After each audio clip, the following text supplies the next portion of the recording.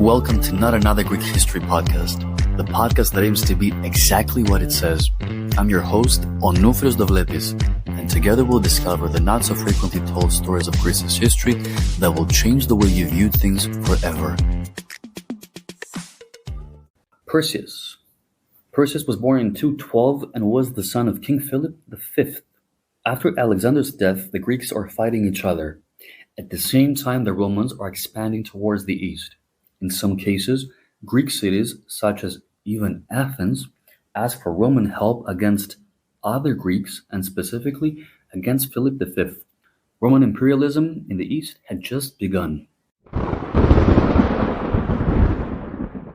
The Romans fight against Macedonia in the two Macedonian wars, that is around 200 BC.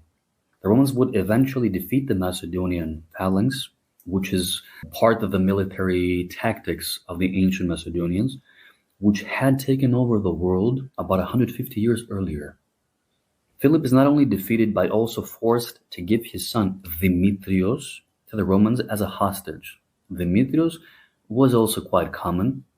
That is also the name of the singer whom we listened to earlier in the song about Thessaloniki.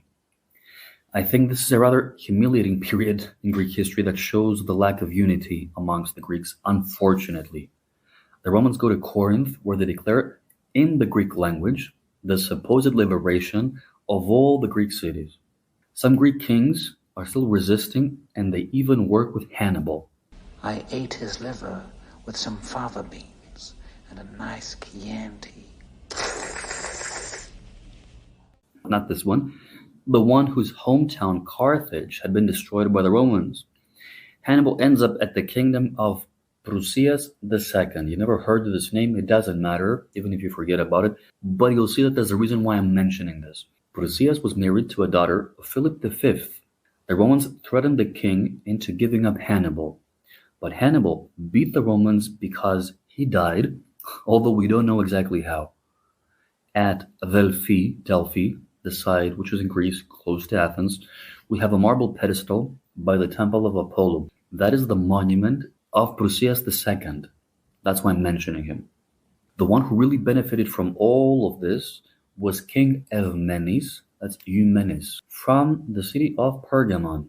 That is, again, in modern-day Turkey. I've said this before, it really gets to me, to be honest.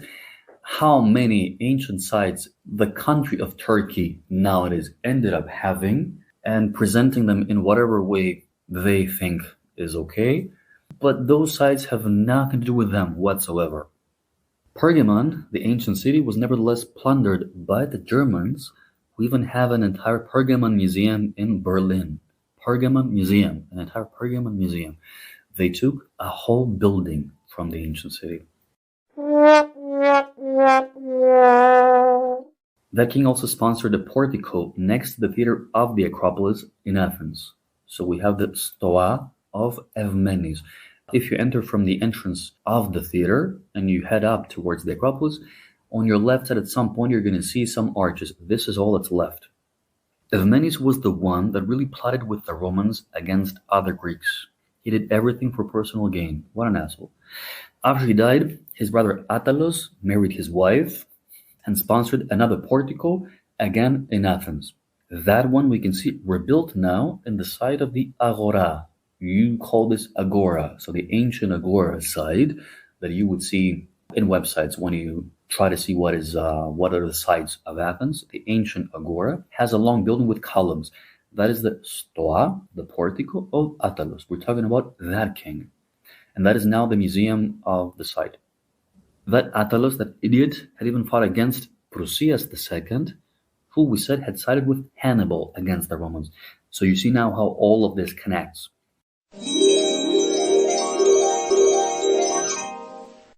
Back to Philip V. He had two sons. One of them, Demetrios, we mentioned, was held hostage by the Romans. In 180 BC, the other son, Perseus, and this is how this whole thing began. This is about Perseus now, we said. He pulled a sneaky move by forging a letter, allegedly from the Roman general Flaminius, claiming that Demetrios was plotting to overthrow their father, Philip V. The scheme worked like a charm.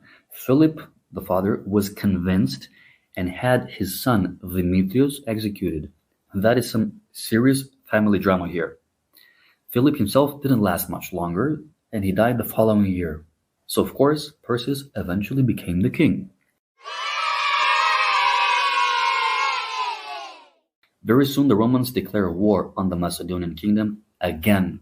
During the Third Macedonian War, so now we're talking about roughly 170 BC, Perseus won some initial victories. He had gone to Delphi, hoping that he would be the victor, the winner in this anti-Roman war, and he prepared a pedestal so that he would eventually put his statue to commemorate his victory. Alexander had also gone to Delphi in the 4th century. We'll talk about this though in the episodes about Alexander. So, back to the future.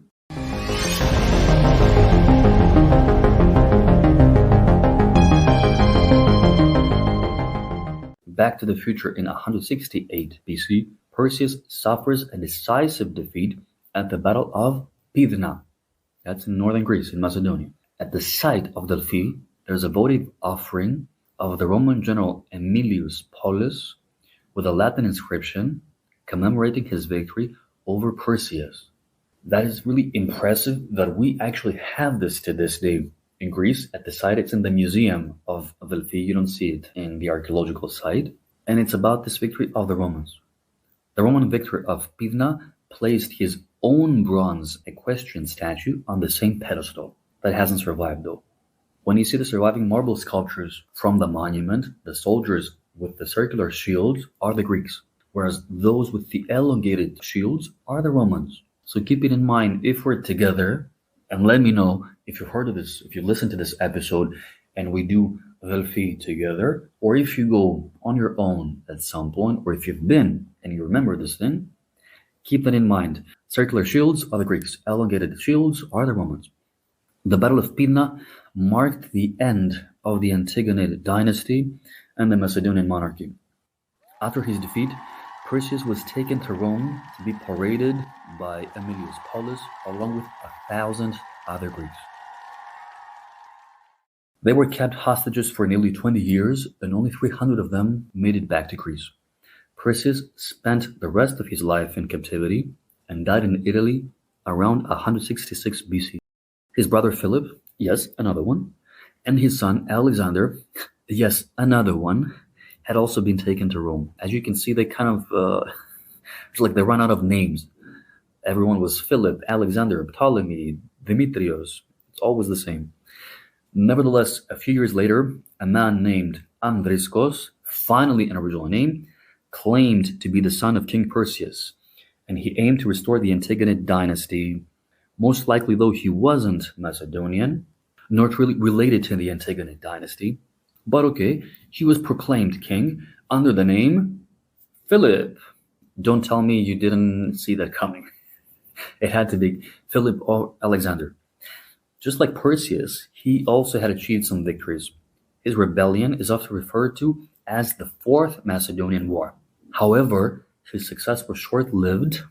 Unfortunately, the rebellion was crushed by the Romans at the Battle of Pydna again in 148 BC, with the help from that fool from Pergamon, King Attalus, that I mentioned, who made the portico in Athens.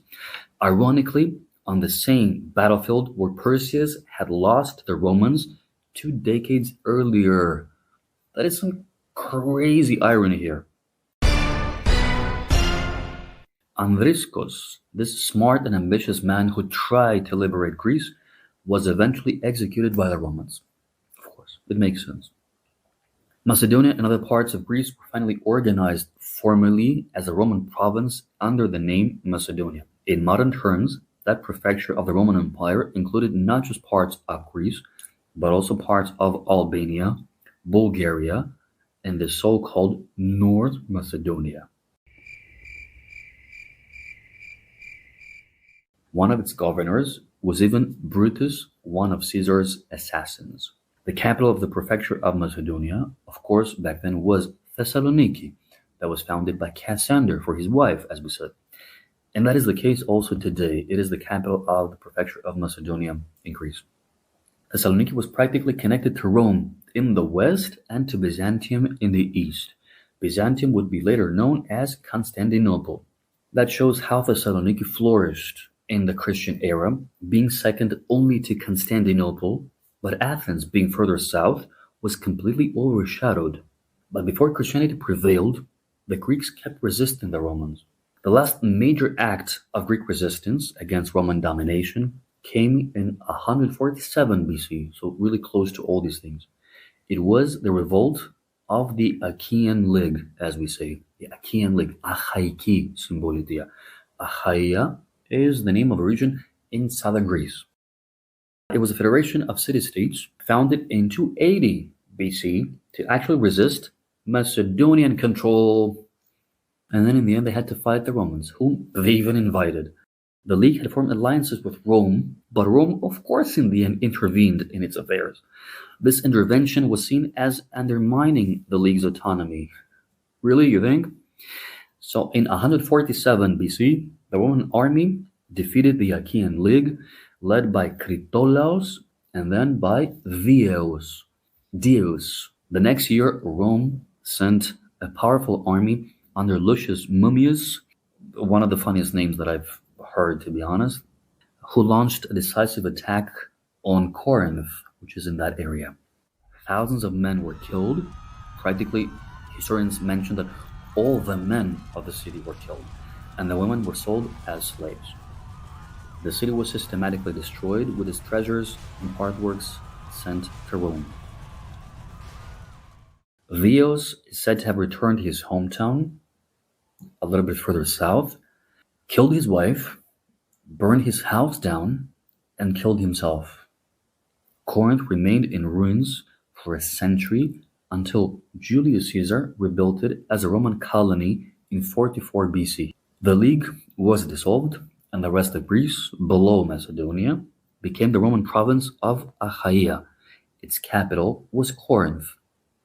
To give you an idea about the location of these places, which of course you can see on the map, Corinth is an hour away from Athens to the south. Thessaloniki is 5 hours to the north by car.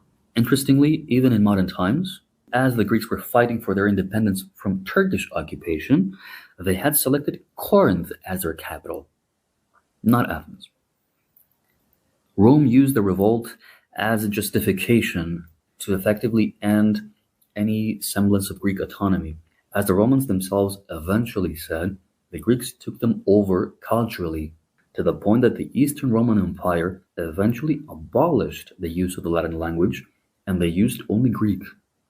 To make another comparison, the Turks took Greece over much later, but neither lost their language. The Greeks kept speaking Greek, the Turks kept speaking Turkish or whatever they spoke, because it was a combination with Persian. Or, another example, the Arabs took Egypt over, but in the end, the conquered people's language fell out of use, not the conqueror's language. So the local people lost Egyptian, they spoke Arabic, but the Arabs kept speaking Arabic.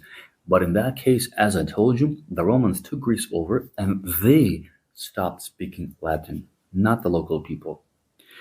Greece practically never gained its independence from the Romans. Some people ask me that sometimes, and for me it's hard to answer because the answer practically is never.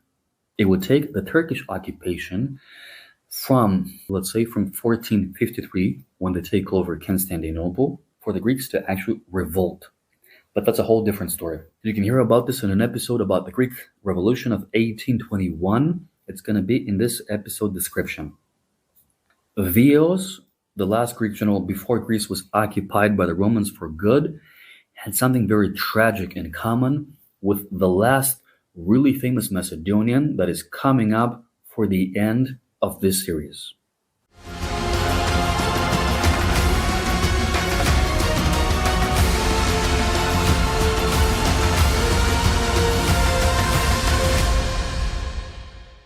And finally, Cleopatra the 7th, born in 69 BC and died in 30 BC. Although most people associate Cleopatra with Egypt, she was actually of Greek descent. Her name means glory of the father, from the Greek words kleos and patir, father. So Cleopatra, glory of the father. This Kleos is actually really common in many ancient names, such as Sophocles, who is an ancient writer, Pericles, a politician from the 5th century BC, who practically was responsible for the rebuilding of the Acropolis, which is what we see to this day, and also the mythical hero Heracles, which means the glory of Hera. The last active ruler of the Ptolemaic kingdom of Egypt, Cleopatra VII, was a direct descendant of Ptolemy I Sotir. Cleopatra was fluent in several languages, they say even up to 9, including Egyptian, for the first time for a Greek ruler. Because you might think, as I told you, people think she was Egyptian, and one might think she was the queen of Egypt. Of course, she spoke Egyptian. Most of those Greek rulers didn't speak Egyptian. Imagine it took 3 centuries for one of them to actually bother to learn the local people's language. Unlike, keep in mind, the Romans, all of the rulers spoke Greek. She was a savvy political leader who became famous mainly for her relationships with the Romans, Julius Caesar and Mark Antony. She had children with both of them, 4 in total. What is not really known is that she had also killed 3 out of her 4 siblings. That's what I told you earlier. There's going to be a lot of drama towards the end of this dynasty, unlike what happened with Ptolemy I, who just gave up his throne for his son. So she killed 3 out of her 4 siblings. The one that got away, in quotation marks, got away, was actually murdered by their father. Cleopatra didn't kill her, but their father killed her. Surprise! What a family, right? And we think that we have family issues. Her life was marked by her unyielding efforts to maintain her kingdom's independence and her dynasty's rule against Roman encroachment. Well, okay, Egypt wasn't really independent since Cleopatra wasn't Egyptian, as we said. But okay, she tried to keep her kingdom independent. By taking over Egypt, the Romans would finally take over the last Greek kingdom. Once the Roman Octavian entered Alexandria with plans to take the Queen of Egypt to Rome as a trophy, Cleopatra decided to take her own life. But the last Greek queen was way bigger than just a few minutes in an episode full of so many other people. Even the last major movie about her was meant to be at least 4 hours long, and not only 3 as the one that was released in cinemas back then.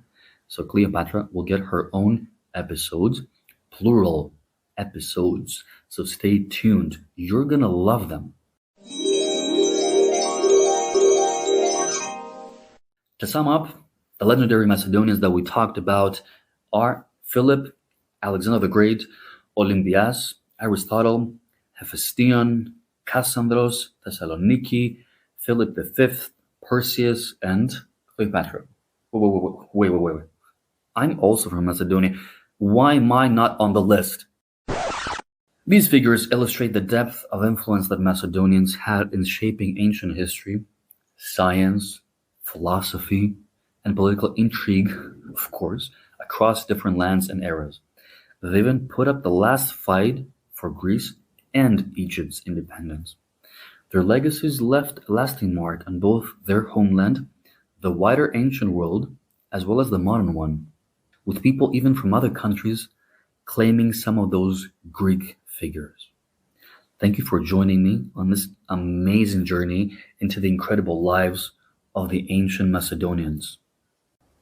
If you enjoyed today's episode, don't forget to subscribe, rate, and share. Until next time, this is Onoufiros Dovletis signing off from Not Another Greek History Podcast.